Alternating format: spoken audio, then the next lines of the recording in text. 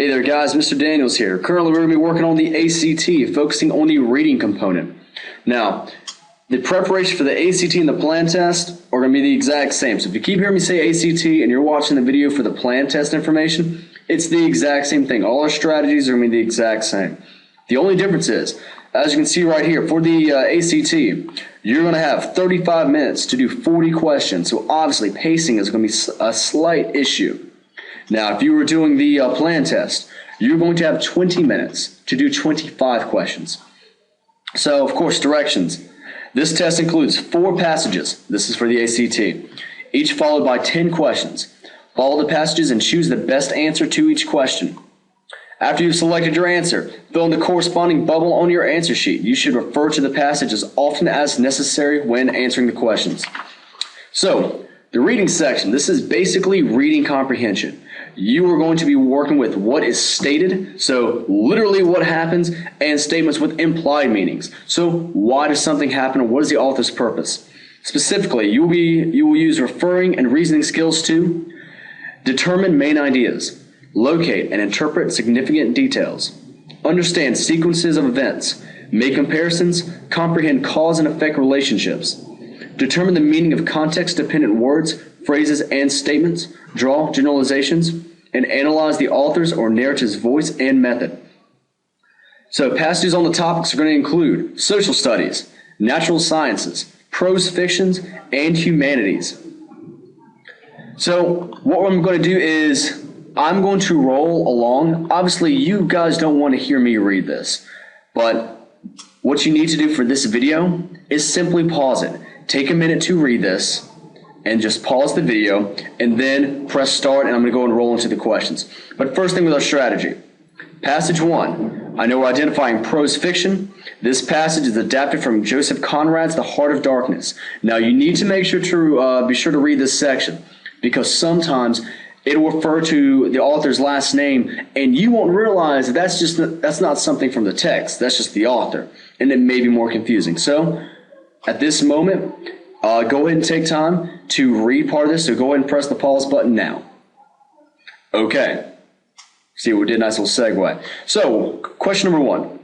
The narrator's point of view is that of an omniscient observer, a member of the ship's crew, another ship's captain, or a person watching from shore. Now, if you want to take time to figure this out, you're seeing how we're working with this, press the pause button, take time to percolate, which means for this situation, think, then press play. Now, the best answer is B. The passage takes place on a ship, the Nelly, and the narrator is one of the crew members. He uses words like we and us when referring to the crew, implying his membership to this group. The other answer choices are not supported by the passage. So something I should have done earlier, I apologize. As you can tell, all of our lines are numbered. So there will be situations where it refers to, look at line number 14, as used in, or if it'll say, notice paragraph 2. So you need to make sure to identify where your paragraphs are and to know and be able to identify where these lines are. Okay, moving on. Okay, let's see if we can get this a little bit bigger. Beautiful. Number 2, it can reasonably be inferred from the passage that the crew most likely did not play dominoes because, once again, this is implied meaning. So this is not what game did they play. That would be what game did they play. Obviously, the answer would be dominoes. So we need to figure out why they did not play. F, they were simply too tired. G, they did not get along well enough to play a game together. H, the director would not have approved of game playing. J, the sea was too rough. If you want to figure it out, pause now. Okay. The best answer is F. Although the passage states, for some reason or another, we did not begin that game of dominoes, it is reasonable to assume that it was because they were too tired from the use of the words lazily and meditative. The other answer choices are not supported by the passage. Now, this is the situation, even if you're not sure, that you use the method called educated guessing. Basically, all that means is you are marking out the ones that you know are not the correct answer in hopes of increasing your odds of getting the correct answer. Moving on to number 3, please pay attention to this one in particular because this is a very common format in the ACT. Which of the following are explanations given by the narrator as to why the lawyer used the ship's only cushion? He was very old. He would not allow anyone else to use it. He was greatly respected by the ship's crew. If you want to take a moment, press pause now.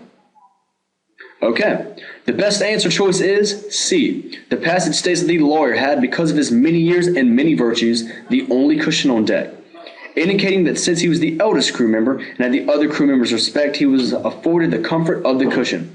The other answer choices are not supported by the passage. All right, we're going to fast forward a little bit. So let's look at number 8 over here.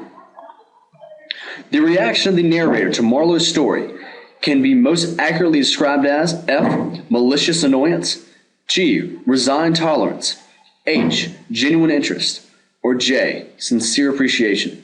The best answer is G. There are clues in the passage to indicate that the narrator as well as the other crew members were not thrilled when Marlowe began to speak.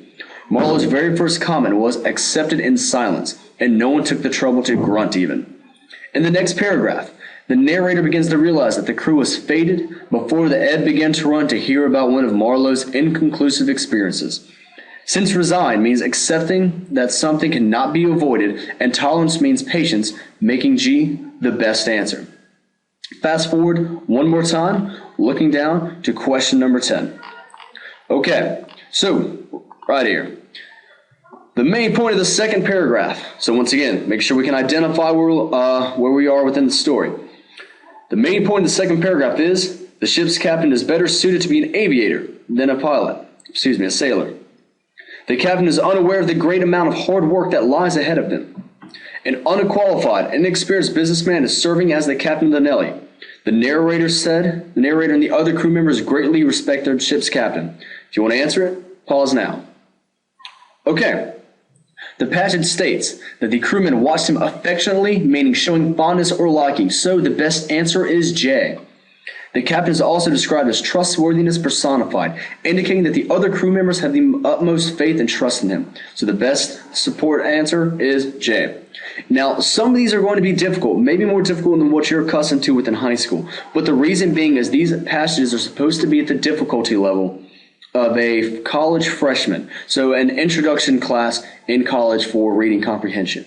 So this is a college entry exam. Therefore, for colleges to be able to accept this, it needs to be at the appropriate level. So these are going to be slightly difficult, but you will be at a good stage. And remember, there's no penalty for guessing.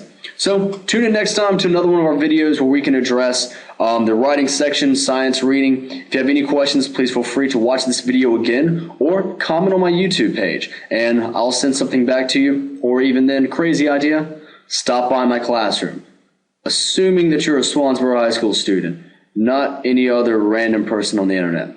All right, guys, until next time, this is Mr. Daniels. If you need any help along the way, you know where to find me. Take care.